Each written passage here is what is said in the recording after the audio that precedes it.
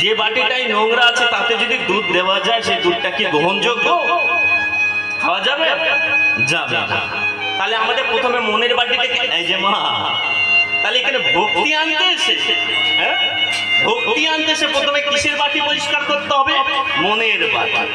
আর যদি মনের বাটি না পরিষ্কার করা হয় তাহলে কিন্তু মা বড় গন্ডগোল।